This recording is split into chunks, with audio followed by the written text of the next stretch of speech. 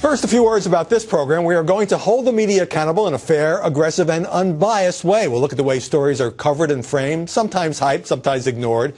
And we won't be shy about calling people out for mistakes, conflict, sensationalism, or acknowledging our own errors when they happen. We'll also serve as a guide to cut through all the static and the finger pointing and help focus on the facts. And we're going to have some fun in the process. What's more, we'll continue the conversation online, and we want your feedback. Send me a tweet about our show during this hour. The Twitter address is @MediaBuzzFNC, and perhaps we'll read some of the messages at the end of the program. From the moment President Obama halted plans for airstrikes against Syria to ask Congress for a green light, he has been getting pounded by the media from the left, from the right, and every way in between. You can't leave the region hanging. It looks absolutely as if the United States has chickened out. Do you feel undermined? Do you think the United States has undermined its leverage in the world? The president is making the case to Congress and the American people for a strike. But no one, including me, is buying it. We've all known President Obama to be the reluctant warrior, but he's coming off now as a reluctant leader. I do think that the president's press conference today was actually embarrassing. It was as muddled and unconvincing as you could possibly imagine.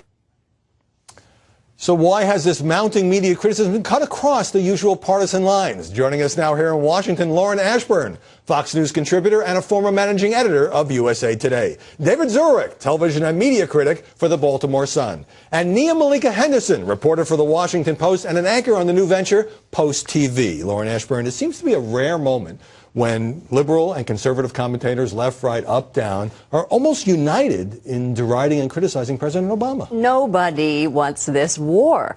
Even the public. Look at the polls. 36% are approving of this. That is the lowest number of any of the wars. Iraq, Afghanistan. Reflected in the tone of the media coverage? Of course. I think in the very beginning, when we learned that chemical weapons had been used, that people thought, okay, the media thought we are going to war. And then as a couple days moved on and we began to see videos of the terrible, horrible 400 children who were gassed and killed, that everything changed. Pundits began to say, no, we are not going to do this. And even the media, reporters, anchors started having a very skeptical tone. And what really strikes me, Nia Malika Henderson, is often, when it comes to President Obama, you have the gang at MSNBC kind of acting as a cheerleading squad. But on this one, Chris Matthews, no thrill up the leg, Ed Schultz and others opposing the president on intervention in Syria. And I wonder whether that says we've reached a moment here where Obama, at least on this issue, has no friends in the press. That's right. I mean, strange bedfellows here, not only in the press, but also in Congress. You have people like Liz Cheney and Barbara Lee absolutely agreeing on this, that America shouldn't intervene. Some people call it a war. You have the White House trying to call it a military intervention, right, in sort of limited strikes. But I think when Americans hear about this, they think of war, and they think, obviously, of Iraq. And I think the specter of Iraq very much has determined a lot of the skeptical coverage that you've heard from pundits and just the mainstream press. And I mean, you saw yesterday there was a release. CNN got some of the videos that were released. And even in releasing those videos, there was some skepticism about, well, we still don't know the sort of chain of command, who actually released these chemical weapons. Was it the rebels or was it the Syrian government? So lots of skepticism. There was also a question about why were those videos released now? Right. Well, they weren't publicly released. They were, quote, obtained by CNN, Fox News, and others. Right. Now and they've been made public. Yeah, they're on the Senate website. But they're too gruesome to show. But before we get back into that and the media credibility, I want to bring David Zurich in because the television nature of this debate means that President Obama giving the big Oval Office speech on Tuesday evening. But before that, tomorrow, he sits down with, Wolf Blitzer at CNN, Chris Wallace at Fox, Gwen Ifill at PBS, along with Brian and Scott and Diane. And it seems to me that can that really move the needle, pulling out the stops and sitting down with the big anchors? Look, I think President Obama knows he's in trouble, and he knows this is what he does well. This kind of media blitz is what he does well, so this is his A game, and he goes to it. I don't think it can move the dial. In fact, Assad, as we now know, will be on CBS tomorrow in an interview that was taped Sunday with Charlie Rose. That's going to... Listen, I wonder what the White House is like today, finding that out. Here, Howie, is part of what I think went wrong with this. President Obama and Secretary of State Kerry talked in this high moral plane of a Munich moment, and neither of them, I'm sorry, has that kind of moral authority. I think that's why President Obama tried to bring McCain into this, because he does. You're saying that the President of the United States, I want to stay focused on the media. Yes. But when you say he has no moral authority, you're reacting as a pundit, and you're saying this guy doesn't have what it takes to persuade the country. But don't people in our business have a lot to do with this? The tone has consistently been skeptical, aggressive. Is this another Iraq? On both sides. Gee, I wonder why, Howie, after the history of this administration. I wonder why we're skeptical. That's our job.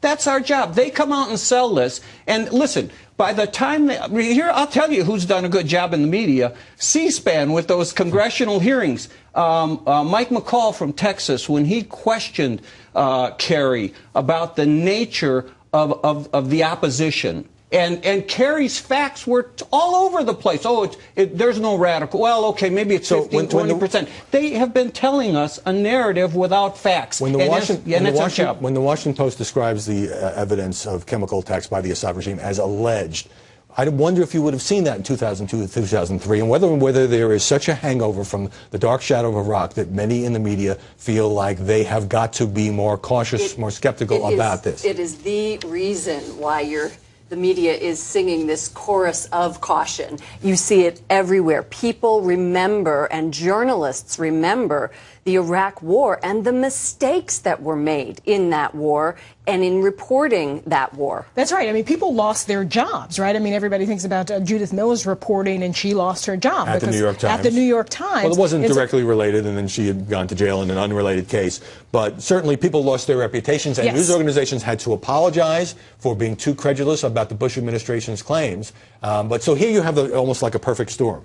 You have the natural, or what should be the natural skepticism of the press, having taken a beating over Iraq, and you have the fact that there's so little support apparently in the country for this military intervention. Of course, it would have been different if the president just done it unilaterally. And so, in a way, are the media reflecting public sentiment here about Syria? I think that's right. And I mean, in some ways, they sort of reflected public sentiment back during the Iraq War, too. The context of that was we'd just been hit in September, and the public very much was wanting blood in some ways and believed that there was a connection between Saddam and al-Qaeda. And I think the press certainly reflected that. And I don't think the press should always reflect what the public thinks, especially if the public is misinformed.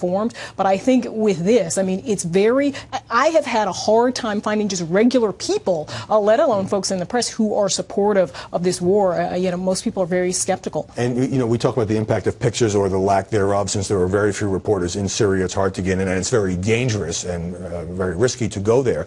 But the New York Times ran that video and that smuggled, right, out of Syria last year. Talk about that front page picture and what impact it may have had on the debate. The 37-year-old rebel commander, who they call Uncle, as you can see there, has guns pointed over these 7 soldiers. He's captured government soldiers, and they are later executed.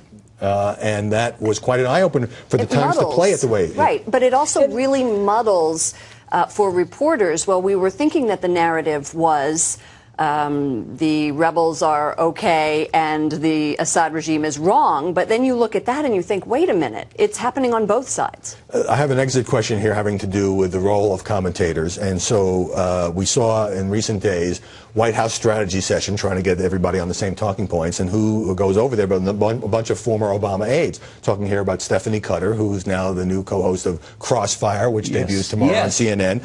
David Axelrod and Robert Gibbs, former aides who are now MSNBC commentators. So does that raise any questions about whether they are, following the White House line in their new jobs at these networks? Oh, it's outrageous. We talked about this, especially with Gibbs and Axelrod on MSNBC. When I watch them, especially Gibbs, he sits there, he's kind of in a coma. Then somebody says something bad about President Obama, and he jumps up. They are there to defend them. They are loyalists. They are hardcore loyalists. No, that's not what the media should not be. One at a time. You. That's their job. It is very clear who Stephanie Cutter is. She worked for Obama. She is on a show that is an opinion show. And that's why she was hired. And that's what viewers expect. Viewers expect her to have an inside knowledge of how the White House works and in some ways a current pipeline. So I don't necessarily, I don't think anyone thinks Stephanie Cutter or Robert Gibbs are journalists. Well, I think that, Gibbs tells you he is. They are commentators, obviously. And of course, Stephanie Cutter, for example, is going to be pro-Obama. But it seems to me there's a little bit of a difference between that stance and going to strategy meetings of an incumbent administration.